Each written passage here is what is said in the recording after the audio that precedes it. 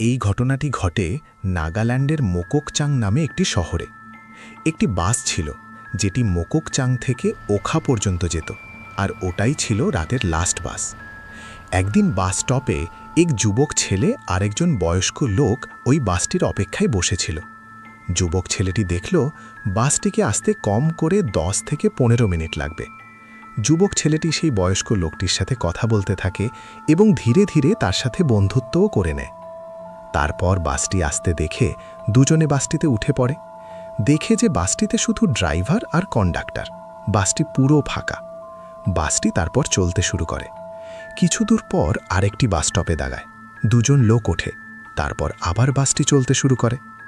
কিছু দূর গিয়ে সেই বয়স্ক লোকটি কি যে দেখে ফেলে, যার সাথে এতক্ষণ ভালোভাবে কথা বলছিল তার সাথেই এখন রেগে গিয়ে কথা বলছে। এই, তুই ভালোভাবে বসতে পারিস না? ভালোভাবে বস, বারবার করে গায়ে উঠে পড়ছিস। আয়, একবার বাইরে আয়, তোকে দেখাচ্ছি মজা। এরকম করে জোরে জোরে চিৎকার করতে লাগে। এভাবে অনেকবার বলার পর ছেলেটিও রেগে যায়। তারপর সেও চিৎকার করে বলে।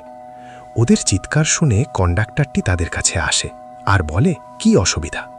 সেই বয়স্ক লোকটি বলে, একে বাস থেকে নামিয়ে দাও, না হলে আমি যাব না, বাস দাঁড় করাও।